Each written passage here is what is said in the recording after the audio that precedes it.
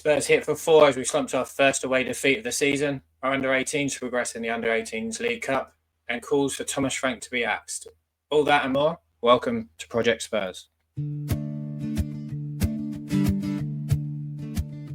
Oh, the streets are cold and grey, but the fire in our hearts won't stray from the pitch where dreams collide. We'll stand together side by side. Oh, when the Spurs go marching in, when the Spurs go marching in, I wanna be there in that number. Oh, when the Spurs go marching in, from the north to Wembley's light, under stars we own the night, with every cheer and every song. We've been here all. Hello, welcome to Project Spurs. Frustration yesterday, big defeat, our first away defeat of the season, obviously against the North London rivals in Arsenal. Today we're just going to talk about not only the Arsenal game, but some elements that are dominating social media, which is, are you Thomas Frank in or out? We'll cover that and more as we get on to later in the show. But first of all, just like to say that this is our first episode. I've scoured the Tottenham community for the two best co-hosts. Unfortunately, they were unavailable, so we got Callum and Philip with us today. Phil, we had a good chat earlier on. How are you feeling after yesterday's diabolical performance? Yeah, thanks, Gary, for having me on as well. On the first episode as well. It's a pleasure to be here. I'd like to say I've kind of been able to digest the result yesterday. I mean, we're more than 24 hours down, aren't we? Or kind of around 24 hours, but I haven't been able to do it. So I've got to be honest, today's been a bit of a slog. So yeah, I'm looking forward to having a chat about it all. I think tonight for a bit of therapy. It's been a bad day and a bad night last night as well. So yeah. And Callum, how are you feeling?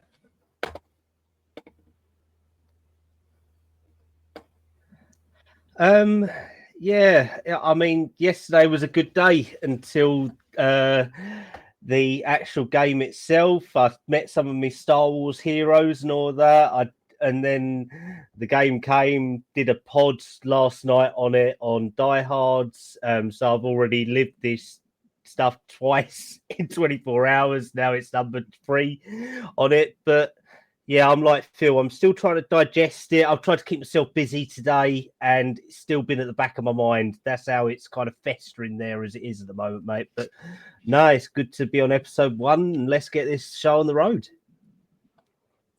Yeah, so obviously big defeat yesterday against Arsenal. Stats-wise, not looking good. Nothing essentially looked good from yesterday's performance. Overall, I thought that we were poor.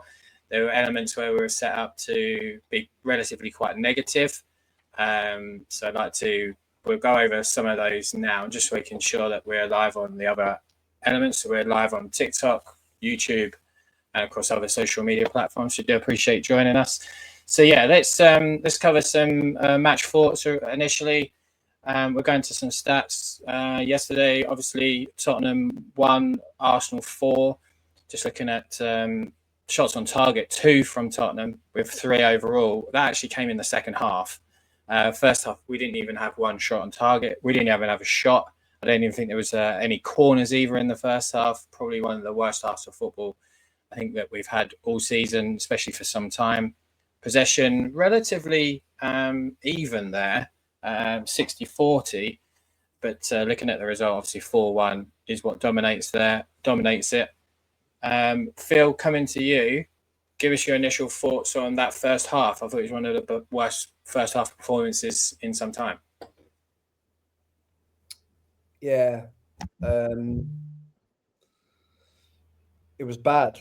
I mean,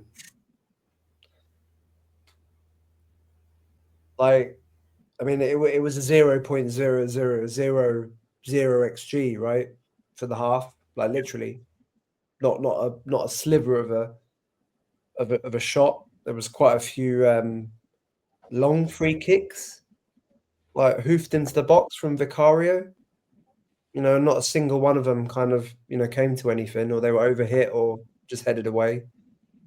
I thought for the first 30 minutes or so, I mean, Arsenal didn't really create that many chances apart from that first chance that they did it was even in the second minute, wasn't it? I think it was it Declan Rice? When there was that kind of little through ball and he hit it on the volley and, Vicario saved. Probably, to be honest, like Rice should have scored, right? I mean, it was right at the keeper. It's a very good chance. We should have gone 1-0 down like very early in the game. We didn't. And I think after that, to be fair, Arsenal didn't really have any major chances, but we did nothing. We sat very deep. Whenever Arsenal had a free kick in that first half, like our defense was like literally almost on the goal line, like as well. Like we were very, very deep, like in the box, even like defending the free kicks. So there's a couple of moments where it looked a bit edgy, like with Vicario as well, like the ball swinging in. Like all they needed was a little nick off it, right? And it's probably going in. Yeah, they dominated very early, very quickly, as you say. Within that first minute, they could have gone 1-0 up, really. And to be fair, they should have. Callum, what did you think initially of going in and the setup and obviously the first half performance?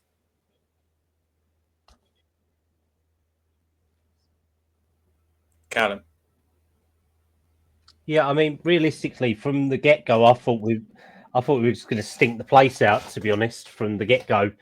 And it didn't really do any different to what I thought it would be, realistic. When you look at that setup, 7 defensive players in a 5-2-3 formation, it doesn't really sort of inspire confidence, does it, to you from the get-go? And I think that first 30 to 35 minutes until they scored kind of sums it up, to be honest. We had 7 men behind the ball and 3 headless chickens out there who were meant to be doing stuff. And realistically, from what we saw, we had nothing going forward in that first aspect. Arsenal were all on top of us. I think he tried to aim for the physical domination of the game, and realistically, we kind of did it, but it's not what we enjoy watching. I mean, realistically, all 3 of us were a lot younger yesterday before watching that game, weren't we, to be honest? And by the time of looking at it now, we're a lot older and a lot more disappointing, because that 30 minutes felt like years on years on years. Yeah, I think it's disappointment, isn't it? That's the biggest thing that I came away from it, is that we didn't even have a go. I'm happy. I'm not happy, but I'll take a loss. I'll take a defeat if we're actually going for it and showing something. And there was no fight. There was no togetherness. There wasn't anything that I'd seen from maybe Man City away or against PSG, or even the togetherness that we had, arguably coming back from losing positions or drawing, against Wolves or Manchester. There was nothing like that. And I like the 5-3-2, but my concern was we were set up to be so negative defensively, and we couldn't control anything in the middle. And they have some superb centre midfielders. So that was my main frustration. Phil, what was your main frustration sort of as the game progressed? Was it just our lack of intensity or creativeness? Everything. It was all missing. There was a lack of intensity. There was a lack of focus. There was a lack of pressing. There was a lack of, energy when, even making tackles and stuff or getting onto players. I think it was evident when they scored their goals, even, and also in the second half, but in the first half as well. There was just gaps in front of the defense, So even when you're playing with 7 or 8 defensive players, there was still, crazy big gaps, right, and spaces that no one was covering. And I just got really frustrated that whenever we got the ball, maybe on the width, Udogie kind of had the ball a couple of times, I think, coming forwards from memory in the first half. Spence didn't at all, I think, from memory as well. Didn't seem to even cross the halfway line, but Udogie did. But then we just lost the ball every single time. We couldn't string more than 3 passes together. Their pressing was great, they were on our men straight away, but we didn't have any idea or any solution of how to get out of that.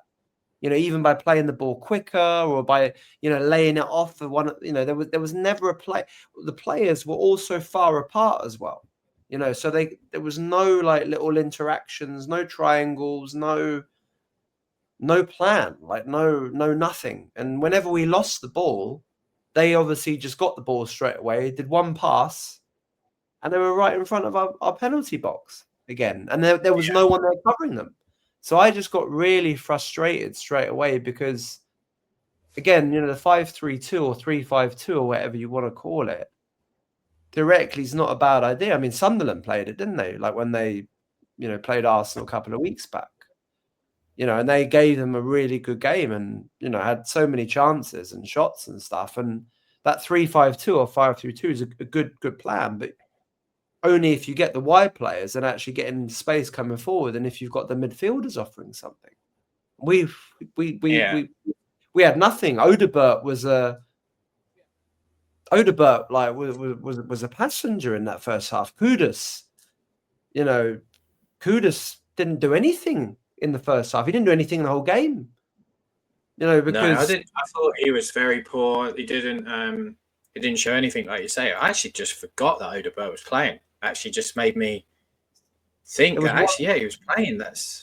There was one moment where he got the ball and he did. I think he did okay. There was one little move where he kind of went inside and he laid the ball off, and that was it in 45 minutes. That's the only time he literally took the ball, progressed it 10 yards and passed it.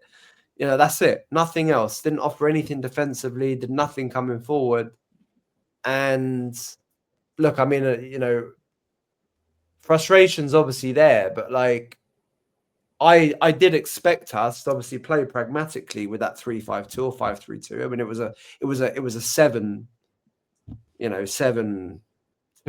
Yeah, 7 defensive-minded players, which doesn't fill you with a huge amount of confidence when you're going forward. Callum, what was your main frustration? How did you feel the front line played? I mean, we can look at shots on target. We can look at shots, right?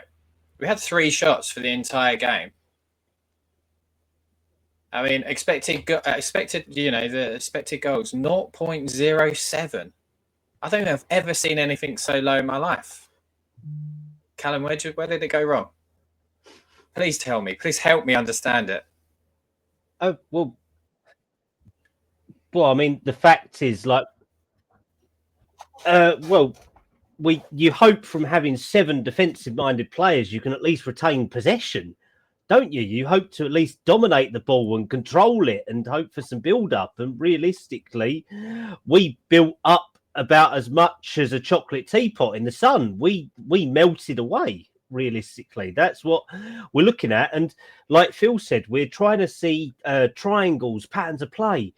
Well, if you ever think of an isosceles triangle or some weird polygon or something like that, there was no shape to us whatsoever. We didn't know where we was. And the only player who I thought did anything of use in the first half, apart from Vicario, was probably Udogie in his challenges against Saka, and even they were annoying me by the end of it, because it was, you challenge him, you put him on his backside, and then he just limps off, nothing else. I mean, our front line might as well have been redundant, to be honest. They were nowhere in the game.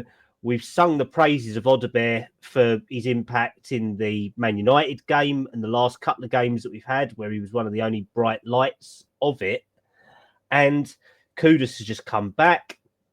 Richarlison. I mean, someone sent a picture of us where they saw a picture of a pigeon in Dublin. I was kind of hoping that he was there. To be honest, I think he probably was still there until when he did score his freak of nature goal. But realistically, there was nothing for us to say with any positivity or pragmatism to say there was any outlet or any idea of what a game plan was in the first half, apart from stink it out, hope for the best, and we might keep it in our own half, but they don't kick it towards our goal.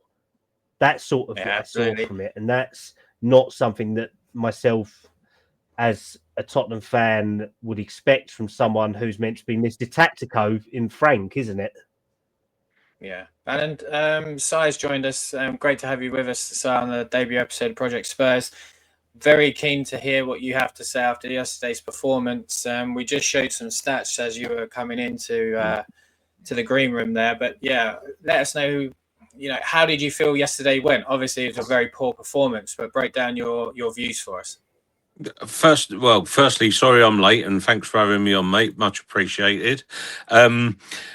My views yesterday was that this is the sad thing about it. I thought all week that we would put in the performance we were going to put in, because we seem to have mental blocks when we come up against certain teams in certain stadia. And I think it's something that's been running through the club for a long time. And until we sort out who we are and what we are and where we're going, I think those performances will happen and will continue to happen. I kind of think we need someone like, Professor Steve Peters, who was behind the change of mindset in the GB cycling team. Somebody needs to get hold of the club from top to bottom and sort out the mentality first. Also, I do think that, we are suffering from underinvestment and the lack of quality in the players that we've got. So I think it's part of that. And also, Thomas Frank yesterday, in my opinion, got it wrong. If you're going to play a 5-3-2, you want your wing backs bombing on, and we go and play our most defensive of our fullbacks or wing backs, if you want to call it, in the team when we're crying out for somebody to get crosses in the box. And I heard Thomas Frank say last week that Richarlison had complained that there's not enough crosses coming in for him. Well, by taking Pedro Porro out, you've just taken an avenue for quality balls going into the team, not least to say pushing him on a little bit. I just think it was a result and a performance waiting to happen. And that's the saddest thing for me as a Spurs fan. I could have predicted the Chelsea one, and I can probably predict the Chelsea away, and I can probably predict what's going to happen in any trip to Anfield. Just by contrary and being a contrarian, I can also pretty much predict what's going to happen at Man City. We have no hang-ups about going there. Do you put it down to a bad day in the office? I don't know. Then, just to say the show Thomas Frank in or out, look, he has to be in. If there's ever bastions of why, you have to pick a manager and stick with them for a bit, it's probably Arteta. Klopp didn't get it right when he first got to Liverpool. Other managers don't get it right when they first get there, but you can't be changing manager every 5 minutes like we do. I mean, it's embarrassing the number of managers we've had in the ENIC era. So I just think it's a lot of things coming together and make it us being predictable in terms of our mentality way. Just one last thing for me. After every bad performance, you get players coming out saying, "Oh, apologise to the fans for this, apologise for that." When I brought my kids up, I used to say one thing: if you don't do anything you need to apologise for, guess what you don't have to do? You never have to apologise. Yeah. So players, just sort yourselves out. At least give us a shift, and then if we go down in a blaze of glory or inglory, but we've had a go, and we can see you put in a shift. Probably be a different reaction.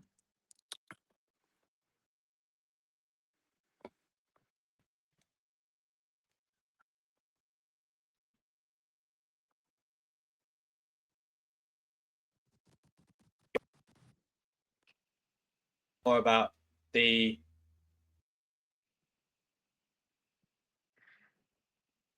out that is dominating from this. If there's improvement going forward from the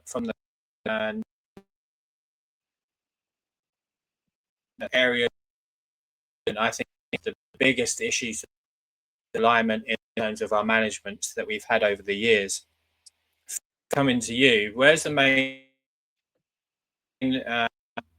areas of improvement or areas of improvement that you see? You're no, perfect. I thought you was muted then. So yeah, areas of improvement. Sorry, Gary, I'm just changing my my Wi-Fi network because I don't know if it's my Wi-Fi, but the data seems to have gone a bit weird. Spare with me 1 sec. Okay, I think it's better. Gary's living in a field again. I think it's probably his dodgy Wi-Fi. He's on a dongle. Something cut out on me there, so I do apologise. Can you hear me okay? Yeah. Yeah.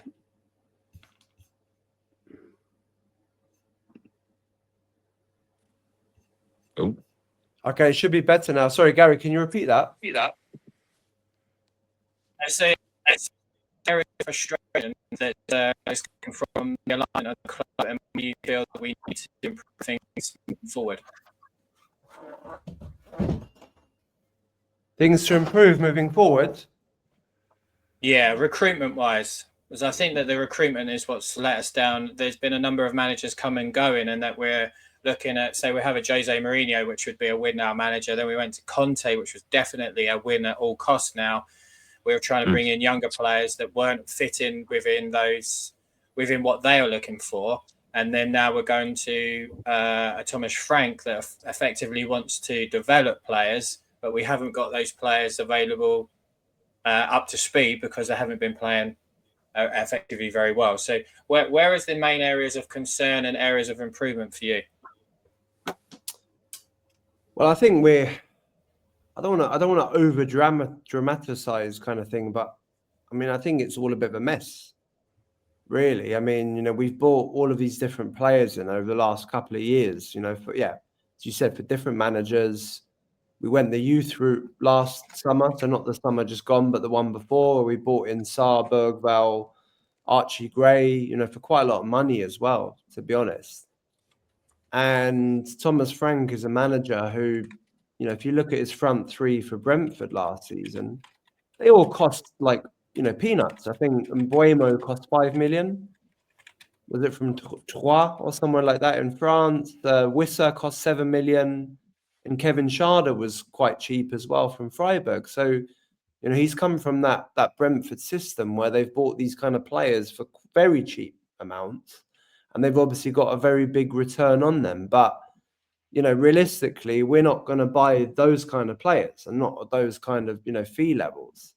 We've bought a lot of youth recently. And I'm just a bit surprised with Thomas Frank in some respects, though, because I thought that he would play, the likes of Bergvall and Saar a bit more, maybe, so far this season, and probably Tell as well, bearing in mind that he likes to mold players that he's got, as opposed to kind of starting the older, more established players up to a certain extent.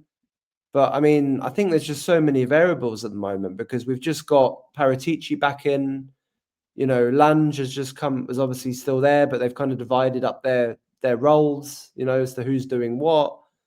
We understand we still are looking for quite an expensive or very established left winger, but we have no idea who that's going to be. A lot needs to change, though, still, to be honest. I mean, it's clear over the last years our recruitment's been poor overall. We've wasted a lot of money. Richarlison being one of the clear examples for 60 million. plus all of the people before that, even under Poch at the end. But I mean, our recruitment has been so awful. The only thing I would say there, Gary, is like we should recognise though, because I was watching another pod earlier on where they were very critical about our signings that we've made. But to be fair, we have had successes. You know, we've brought in Romero, we've brought in Van der Ven, you know, we've brought in Kulusevski. Benton Core, when we signed him, was a massive success. He isn't now, but when we signed him, he immediately improved us. Solanke, you know, maybe we paid a bit much for him, but he was, you know, he did a job for us when he came in terms of his profile. You know, we have made good signings. Porro and Udogi, arguably, you know, in their own way, have been good signings as well. Vicario as well, despite whether we want to argue about Vicario, whether he is good enough moving forward, which I would also question. But we have made good signings. But I think we need an aligned recruitment team. And yeah, theoretically, we need a manager who's going to be there for a couple of years that we can kind of fully get behind and say, well, these are your kind of players and this is what we're going to stick to. Absolutely. I think that and that's you what have a comes down say to in the that alignment. as well. That comes down to the alignment of the club, in my opinion, that we have to stick with someone. I think that's what the main topic of the show, obviously, that everybody's going to be talking about the Arsenal game. We'll obviously be silly not to, but I think it's talking about other areas as well within the club. Si, do we just expect too much as fans, as Tottenham fans? Do we expect too much from our club?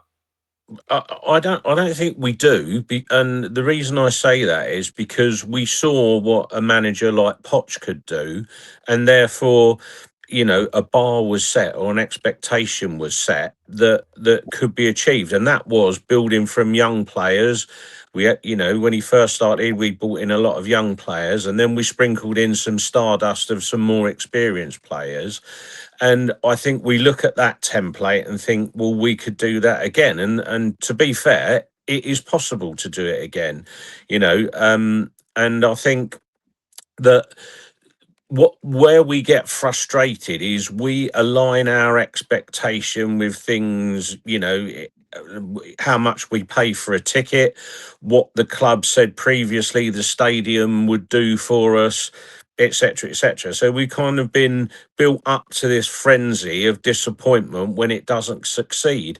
But for me, if you keep changing manager, you keep changing style, you keep changing what we're trying to be as a football club, you're never going to reap the benefits of the stadium and the other things alike, because you're constantly changing. And if you take the transition from Mourinho to Conte in terms of players, you know, forgetting Nuno in between, but in terms of players, there will be some alignment there. But then when you change last season to an Ange Postecoglou, it's completely different football. And then what you've kind of said is, you know, with the appointment of Thomas Frank, well, we didn't like the boring crap that Conte gave us, or, you know, towards the end, and we didn't like the kamikaze football that Postecoglou was in charge of last season. But what we want is something in the middle, and now we've got someone who's trying to build something in the middle. Everybody's up in arms, you know, when it doesn't go as well as quickly as we'd like. Now, you know, I will come back to that point. As fans, if we can't see that it's going to take a manager more than, you know, 12 Premier League games and whatever to get his ideas across, then I think the problem sits with us, and we're a bit misaligned. You know, you're quite right, Gary, to draw up the situation about everybody being misaligned. Look, if we haven't got a Kane or a Son to paper over the cracks we've got at the moment, have we? We haven't got forwards that are going to dig us out of holes that we've got ourselves into in a playing style. You know, not least because Solanke's injured. So I just think that too early a judgment on what Frank can or can't do, you know, doesn't work. And also, you know, because I blather on to you about it, we've got an imbalanced squad. We've got if you take Davis out of it, we've got 4 left-footed players in a roster of, 25, 26 players.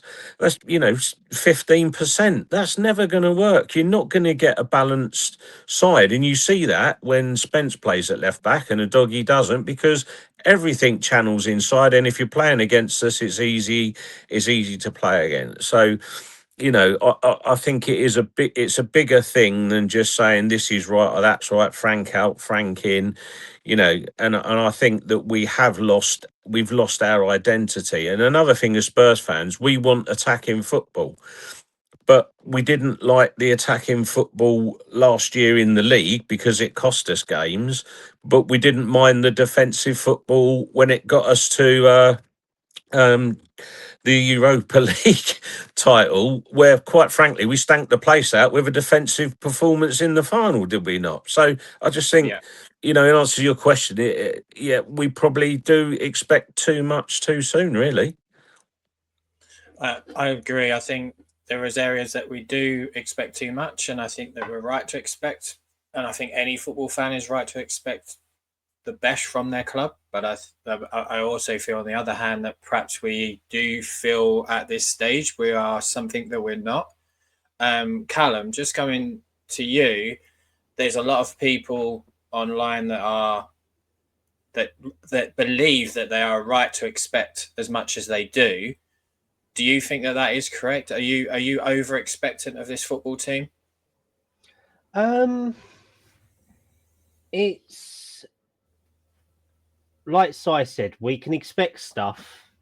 Whether we get it is being human, isn't it? We all want the nice shiny toys, and we end up, and it's quite ironic with Christmas coming up, we want everything nice and we end up getting a stocking filler and all that. We get like a chocolate orange in the stocking and all that, where we want a Haaland, instead we get a Vincent Janssen sort of thing. So that's the problem that we always have with Spurs. And realistically, because of how much dross we put up with for so long, that all of us have aged dramatically in our whole year time of supporting Spurs. I mean, Si's actually 25 and all that, but it's worn so much on him. I'm actually 18, but I'm fully bald and all that. It's only our top luxury people above me on this podcast who have still got their hair, and ironically are both older than me. So I don't see how that works. But realistically, we've been through so much crap since Poch. We've had the special one who turned out to be not so special, Conte, Stellini, Nuno Ball. We've had Mason Ball twice. We've then had kamikaze suicide at Midway from Ange, and hoping it was going to go well. So I think that our expectations come from frustration, purely that we want to see something. And I don't want to talk about that lot down the road, but realistically, they've gone through a lot of crap since they got their new stadium as well, because they haven't done much. I mean, Lego Head's had 8 years now to build his squad. Realistically, we have the remnants still of a Pochettino squad. Pochettino went in 2019. We've still got Davis there. Sonny was leaving, but Davis is still there. We've got people that were signed under Mourinho that are still there. We only just got rid of Højbjerg last summer. So realistically, we've got so many different squads together that, and this is where I'm glad I'm not a football manager, because it's why they get paid the big bucks for it. Me and Gary are sad couch warriors when it comes to football manager, and we will always comment. But, oh, yeah, says the person who's been off today playing it all day, nothing else doing. But realistically, we have to say that this is what all of these managers get paid for, and all these coaches get paid for, because they're meant to manage what they've got at the time. We knew this summer was going to be tough. We got rid of more players that we didn't want. So Højbjerg went, Reguilon went, contracts were terminated. Sonny, for the love of him, moved on. Every other manager, though, has had a golden startlet. I mean, even with Conte, he had Kane and Son, Mourinho the same, Nuno the same, Do you think Postecoglou. Mourinho had Kane, Song, and Gareth Bale? Well, exactly.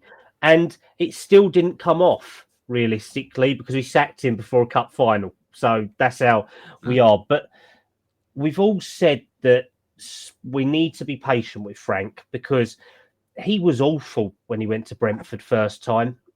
Simple as that. And he had a lot of games where he didn't implement what he wanted. And yeah, we haven't had a great start. We've watched bad football, but we've got to be pragmatic about it and say that we didn't do everything we wanted in the summer. We've had 14 injuries before this weekend, including key injuries to massive players who had a massive part of 60 goal contributions and assists last year. And realistically, we're relying on people who are either not at the level yet, i.e. Bergvall, Gray, Tell, Odebear on the young prospect front, or we're relying on people who were not good enough even before they came to us or have been or who have been with us or have failed elsewhere, i.e. Moani, think a decent player, but we haven't seen much since September and we haven't seen much since Frankfurt, realistically. No. Richarlison, his best season has been 14 goals and assists in an Everton side from the left wing, and Everton aren't renowned for getting big score lines more than a 2 or 3-0 win, and most of them will be set pieces. Tell has done okay, but nothing special. Odebear has his moments. Bergvall, very good, but very young. All these people are younger than 22, and people don't want me to say it because they think I'm a happy clapper. They think I'm Tottenham in. They think I'm Franking. I am on the fence with it at the moment. I am very frustrated from what I'm seeing, but I also see the potential in there. We got a steal when we got Xavi Simons in the summer. We did very well when Paulinho came in. I don't think he's the answer, but he does have stuff. But there is glaring problems in that side. We didn't get a left winger. We didn't get a left back. We wanted Adam Walton, and instead we pivoted to a 6 instead of a playmaking deep line midfielder. We have one good right winger in Kudus, who is, we knew he was very inconsistent at times, needs to be in the right scenario. We're using Johnson as the backup there, who is a good player on his day, but he is a tapping merchant. And the whole focal point of this is we don't have a focal point up front who can score goals at the moment, realistically, do we? So we have to be patient, but because we are so reactionary, because we are so pissed off at the situation, so frustrated, and we was ranting on the chats last night, and so many people are called for Frank's job. Well, tell me, who's better that's going to go out there? Pochettino ain't going to go and leave the USA in 2026 until the World Cup's done. Xavi will want a war chest. Good luck getting Enoch to do a war chest for it. They are getting there, but they're not there yet. So you're not going to go and get Iraola because he's happy at Bournemouth. Glasner is secure at Palace as well. Does that mean we just go and pivot and we go back and get Ange Postecoglou again? Because I don't think I have enough in me to survive another load of kamikaze runs into the box.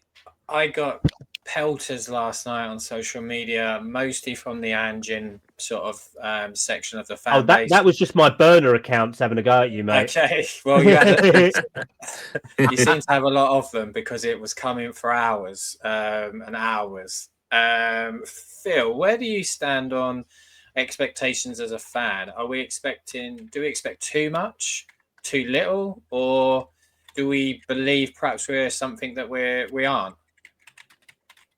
I think we do expect too much often in terms of, how we play or how quickly, we can be successful on duration, bearing in mind that we have had so much change over the years. And bearing in mind that we've lost so many good players. Losing Kane alone, who, if we're being honest, he essentially carried us, for so many years together with Sonny. You can't just replace that, that easily. And in Frank's defense, we've lost, how many goal assists and goals from last season? Was it like 83 or something? as it stands at the moment. You know, Yeah, you you've got Solanke, you've got Solanke's goals, you've got Brennan Johnson essentially is not performing very well, not playing. You've got Song that's left. You've got that's on top, so it's Kulusevski 100. and Maddison. Yes, you've got so much that he's without, while he's trying to stiffen up a leaky defence from a team that's conceded however many goals last season, but we lost 22 league games. You know, and the reality is, you know, even in the Europa League final and stuff, I still don't know if we actually wanted to play like that fully, because we kind of did stink the place out, right? And there's part of me that just wonders whether we kind of played like that because, you know, that was how, you know, that we were basically shit like that, right? In terms of how we're playing. And even the games before that, you know, in the latter days of Ange, we weren't creating as much as we were, you know, before. Like, we were finding it difficult to create high XG chances, albeit we could actually pass the ball. You know, we could keep possession. Whereas now we're not doing that at all. I think our expectations are too high sometimes, but then, you know, there's no doubt that our squad isn't as good as it could be, and we do need strengthening, obviously, and clear. We know that. But where I do understand fan frustration, and where I do, to be honest, myself, probably for the first time this season, also, you know, kind of sign on the line with it up to a certain extent as well, and I get frustrated, is we cannot create anything. You know, we are struggling to pass the ball more than 3 times. We can't string 4 passes together.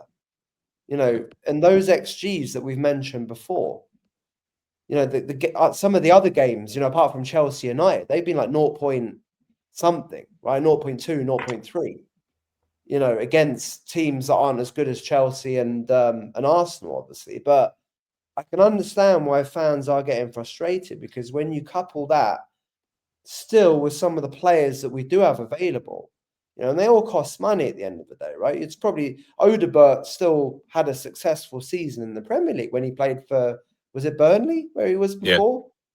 Yeah. You know, he looked quite good at Burnley. That's still the Premier League, albeit playing in a team that shipped goals for fun as well, right? Under company. You know, Kudus obviously came in, had a great impact. The midfielders obviously stink in the place out, but where I do understand the anger amongst the fan base and probably, you know, impatience, is just the fact that we're going out there and we're not daring to do. We're not doing anything. And we do still have good players in our squad. And we've had a first choice back 4 or back 5, let's say, for the majority of the season, albeit, you know, Romero missing a couple of games. Mickey, I think, missing a couple of games, obviously Udogie. But we've had that back 5, including the keeper, pretty much there for the whole season. So we've got a base to build from. And Frank's come in and he's got us more secure for sure. But at some point, you do have to see some attacking progress. And I've been defending Frank all season. I've been, you know, coming up with the 83 goals that, you know, missing. You know, once we get Kulu back, Solanke back, you know, it's going to change. I'm sure it will have an impact. But I can understand why there's a lot of people out there who are getting really annoyed, because especially the fans that are going to the games as well. You know, for all of us that were like there or went to Arsenal yesterday or traveled to some of these games in the Champions League as well. You know, Monaco, just as an example, Monaco should have won 7-0 in that game. You know, do you know what I mean? Like, dropping a performance like that. If I look back now, poor. It is poor, and I think you've hit a couple of points on the head there of where's the creativeness coming from, the alignment in our recruitment, but also we have to think about that the players we've got injured are our first team attacking players, and we are playing with a number of players that are very, very young or And in some cases, Richarlison and, in my opinion, Brennan Johnson just aren't good enough for the Premier League in the terms of where we are expecting to be. We're trying to get through it with Odegaard that's still developing. Matisse Tell is still developing. We're trying with these players and it's not succeeding. Whereas if you look at Solanke walks into our team, Kulusevski walks into our team, Maddison walks into our team. We lost Song and we've never replaced him. And Sai, you're nodding there in agreement. Yeah. Any team's going to struggle with that, right? Yeah, of course they are, and this comes down to the the linking up of what we have and what we need. If you're going to let Heung-min Son walk away from this team, you have to have a ready-made replacement. It's not just he was the club captain as well, and to replace that takes a lot. But this goes back to neglect for a number of years. We all knew that at some point down the line, Harry Kane and Heung-min Son wouldn't be at Spurs. What have we replaced them with? We haven't got players that are anywhere near the level that those two were. And we've had, crikey, from Pochettino to now, nearly 6 years or 7 years almost, where we just haven't dealt with the problems that are in front of us. And like I said, if you've got young players and they've got decent players around them, then it would look better. One thing from yesterday, if you're going to play a 5-2-3-1 or a whatever you want to call it, a 3-4-3 or whatever the lineup was, you have to have a centre forward that can hold the ball up. And we've had this problem all season. The ball just keeps coming back and back and back at us. That is just a quality issue. Look, Richarlison isn't good enough. He just isn't. Mawani is not a centre forward that's known for holding the ball up. So if you're a proactive club that knows what it's doing, then surely you would have gone and got yourself a centre forward in the summer that can hold the ball up. You would have said, thanks very much, Richarlison. It's time for you to jog on. And you're proactive about these replacements. You knew, Sonny was going to go at some point. Where is the heir apparent? Ready, not someone who's going to be ready in 5 years, someone who's ready now to slip into that position. And, we could probably all name a couple of Premier League players that if you put them into our team would have been a worthy successor, not as good as Sonny was at his prime, but worthy successor. But we haven't dealt with it, and that's where it kind of happens. But like I said, it's a myriad of things. Yesterday was just, the highlight in the problems that we have. And I think ball retention, style of play, the way we want to play, look, it all factors in. If yesterday we'd have played... I was quite forthright with this last week. Play the under-21s because they first of all know what a Tottenham Arsenal game means. If we lose, okay, it's a shot to nothing, isn't it? It's a bit like PSG on Wednesday. That's a shot to nothing. But would they have been any worse than what went out there and what happened yesterday? I'm not sure they would. Now, that's me being extreme. I'm not advocating that because you do have some decent players that we have got in there that would do a job.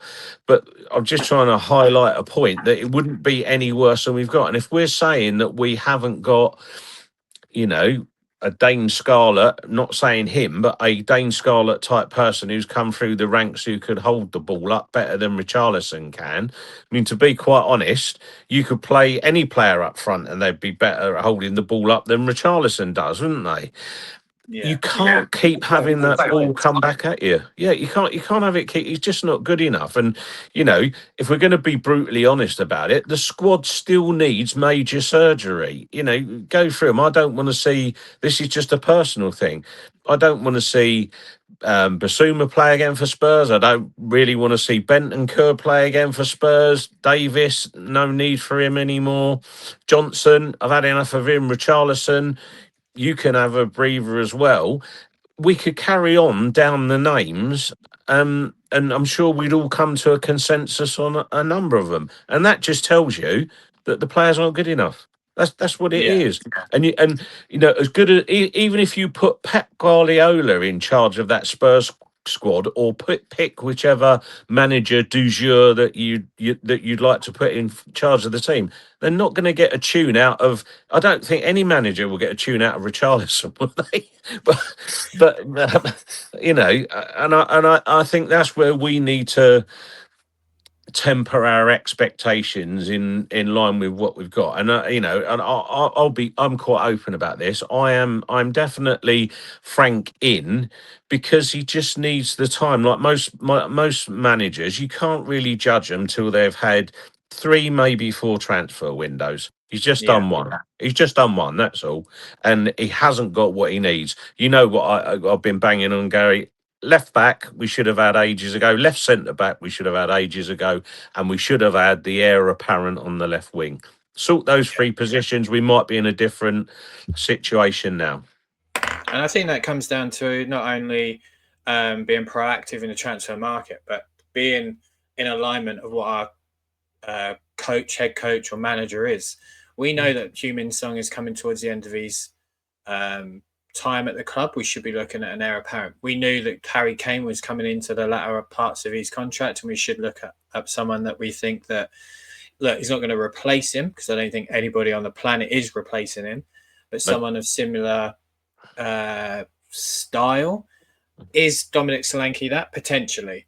We saw a relatively good season from him, but unfortunately he hasn't been able to keep himself fit. That's a big problem. But looking at youth and bringing players through, we should be looking into that. And Callum, you're going to cover some of our youth news on the channel. We are very excited by a number of players. There's 3 individuals on the screen now that we are very excited about, being Janai Byfield, Luca Williams-Barnett, someone that I talk about a huge amount on my social media, and Teenan Thompson.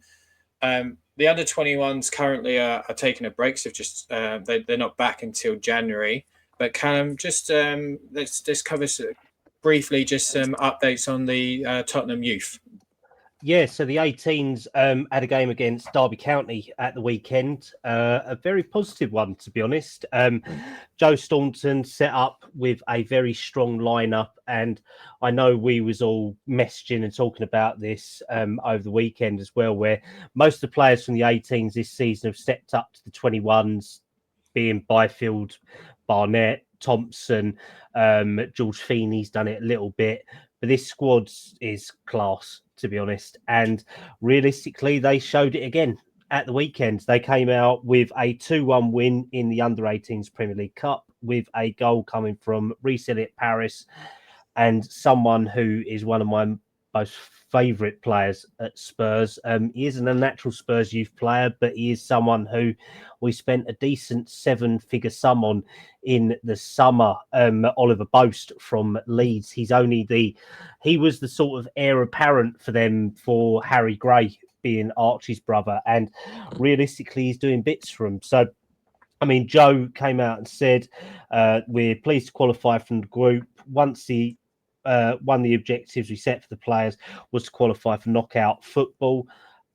So they're doing themselves proud, and there's a lot more players in that age group who I know that me and Gary will continue to talk about over the coming podcasts as well. But some of my favourites, George Feeney, Harry Byrne being a few of them. I believe Oliver Iro's brother as well, Blake, plays in goal for them as well. So he's a very good prospect for them as well, with Samuel Archer stepping up to the 21s at the moment. But yeah, so Premier League 2 doesn't return until January, with a home fixture against West Ham.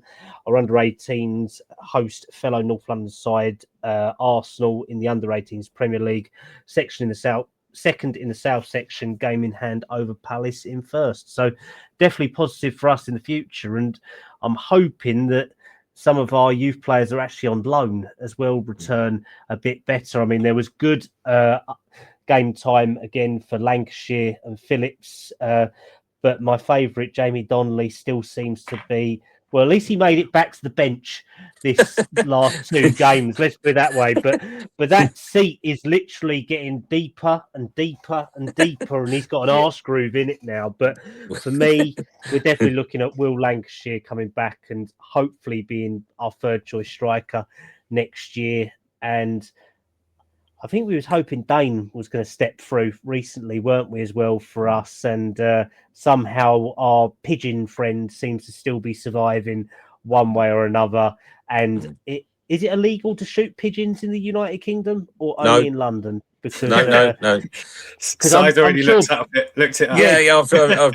I've done vermin control. Can I ask a quick question about the youth side? Which squad do you think Mason Mealy is going to be integrated with? The 21s. He's 21s. He's going into the firsts. He's going first from what I've heard. I know me and Gary have spoken about him, and we know he's going to be with the 21s, but he's actually going to be training with the firsts as well. So he'll play his football. He'll be very similar to like Janai Byfield. I think he'll be playing 21 football, but I think he'll be in and around the first team. Like Byfield, like I think Luca Williams-Barnett will be now. He's back from the under-17s World Cup. England, Yeah, and I think that he'll be in and around that. Certainly doesn't join us until January the 1st. But by all accounts, absolute outstanding footballer.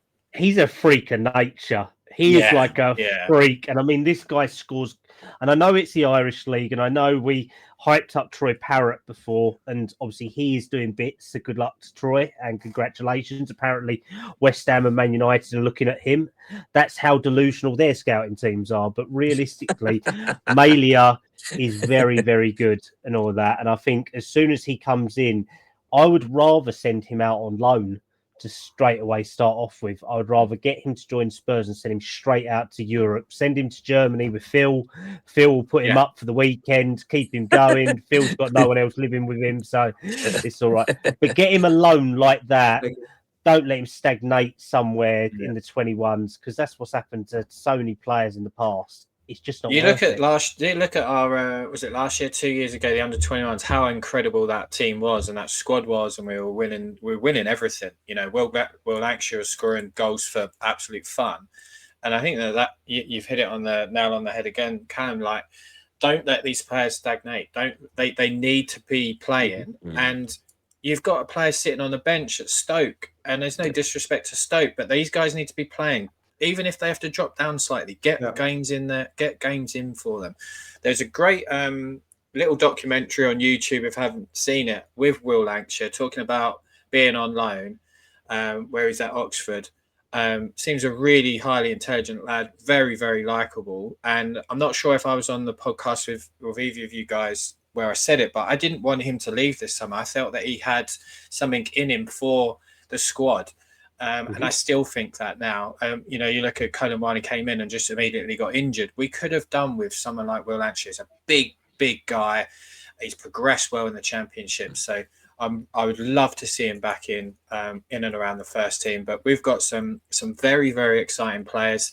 Just to let everybody know as well, the under-18s game against Arsenal is on Spurs Play. It's live. They do play quite a lot of the games on there if you haven't got it.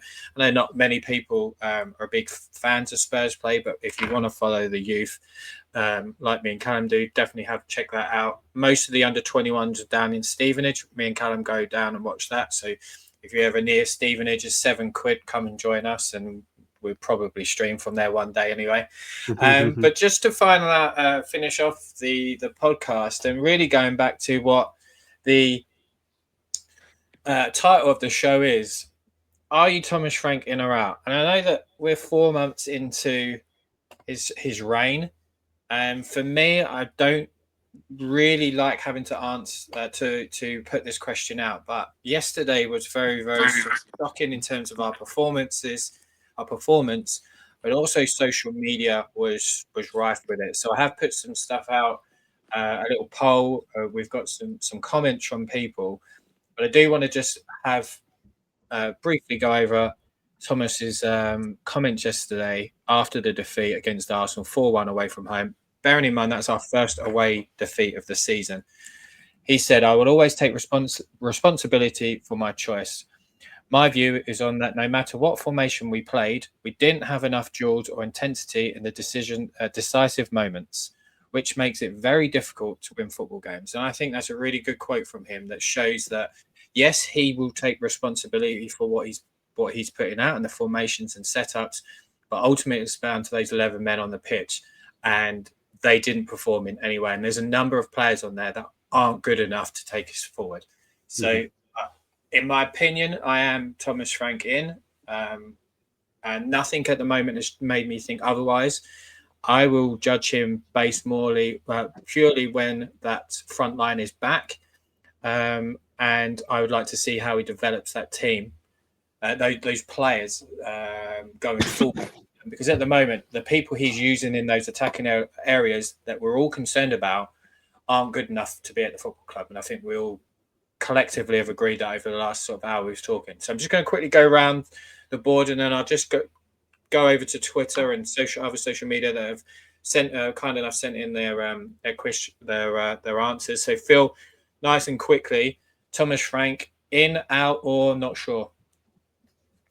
I'm Thomas Frank in, but I do have reservations. And I think that he needs to just find some little improvements over the next 6 weeks before Christmas, and also just change his mentality slightly in terms of how to approach some games. But there's absolutely no reason to change the manager. I mean, it would be ridiculous, right, if we lose Thomas Frank now. You know, we've invested in him. He's a nice guy. He's a good guy. He's proven himself in the Premier League, right? Like, he's someone that is pragmatic. So I'm in, but I do think that, as I said, for the first time, probably this season, I think that he needs to, work ever more with the players to just try and eke out what he can. Because the issue is, if we don't get the results and if we don't increase the XG in games, then more and more fans are going to turn against them. And my fear is that it would get to to a tipping point. Yeah, where it gets ugly. I think last night there was a beginning of a tipping point, and this is kind of why I've addressed this today.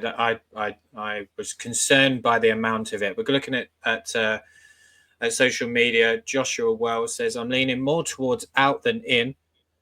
That being said, it's purely unfair to make a full decision on it, as he's only been in charge for 4 months. And so the projects do have to take a while, and it's just hard to not ignore performances like yesterday. Sai, you have commented a few times throughout this podcast that you are in. Just reiterate your feelings for us.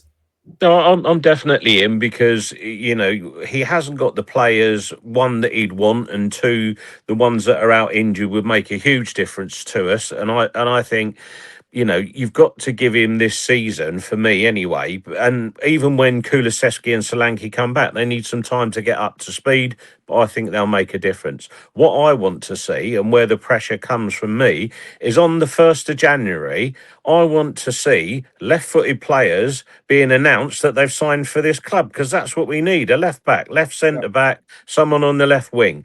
And if the Lewises can come out with all the claptrap, and turn down 2 bids for that became apparent last week about investment, then you've got to go out and put your money where your mouth is. One other thing for me, I'm fed up of hearing that we can't get this player or we can't get that player. It's never stopped any other teams, has it? United got Cunha, United got Mbuemo. Other teams have done it. And I hate to say it, if you pay the money and pay the wages, the players you want will come to you.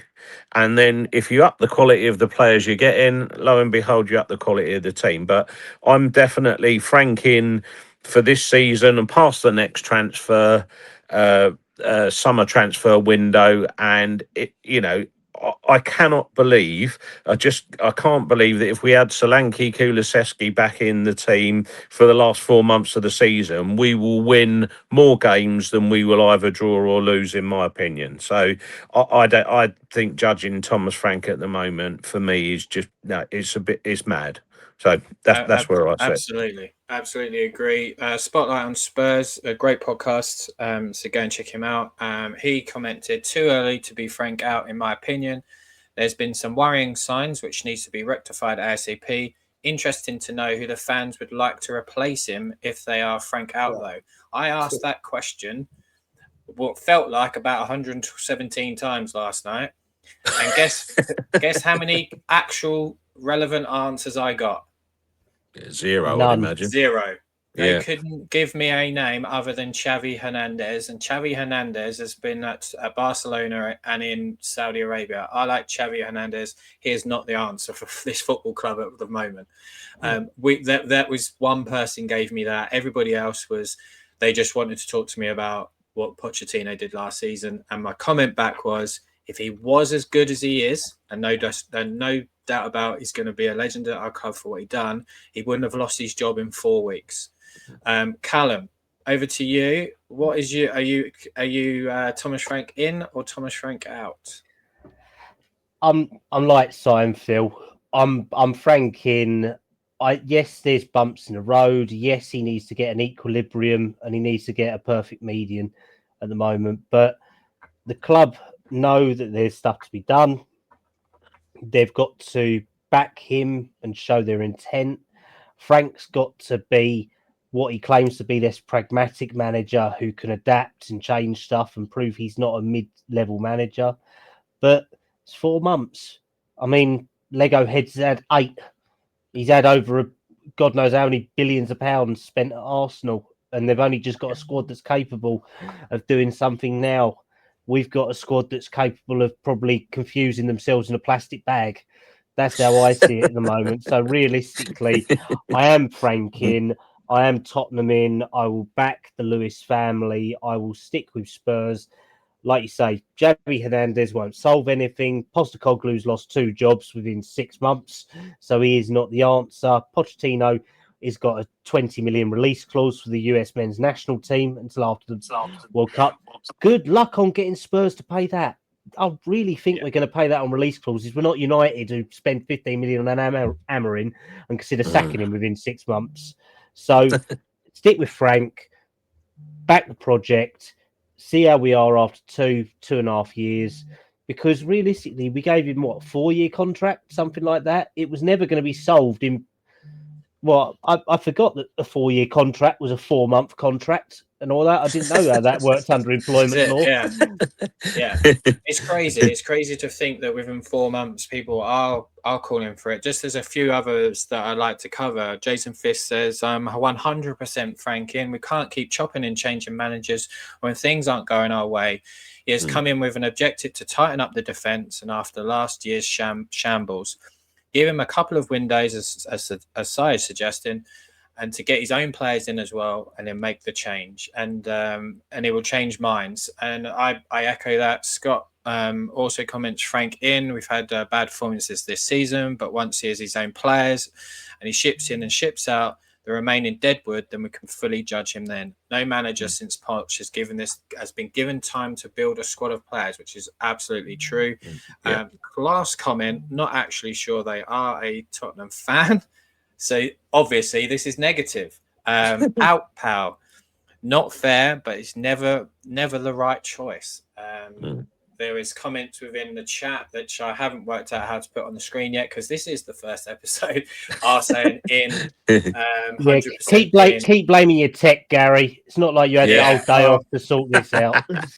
Can I just make one last point? If you took Frank's front line last season of Sharda, Visser, and Mbeumo and put them into Spurs this season, we wouldn't even be having this conversation, because those players know the system, know what they're doing. They were scoring goals, and when people say to me, right, what could it be for us? Well, you're going to go with, if you just took 3 up front of Kudus, Solanke, and Kulusevski, just take those 3. They would be better than what we're putting out on the pitch at the moment. It's just my opinion. So I just wanted to say that. Absolutely right. Absolutely right. And I think it's a great place to end the podcast today. Appreciate everybody checking in. There's a couple hundred of you have checked out throughout across different social media, so I do appreciate that. We'll be back next Monday with some more Tottenham news, hopefully positive, against Fulham, and also our under 18s. We'll cover that as well with Callum. So appreciate Phil, Si, Callum. Thank you for joining us, and for as ever, come on you Spurs. Come on, you Spurs. Come on, Spurs. Come on, you.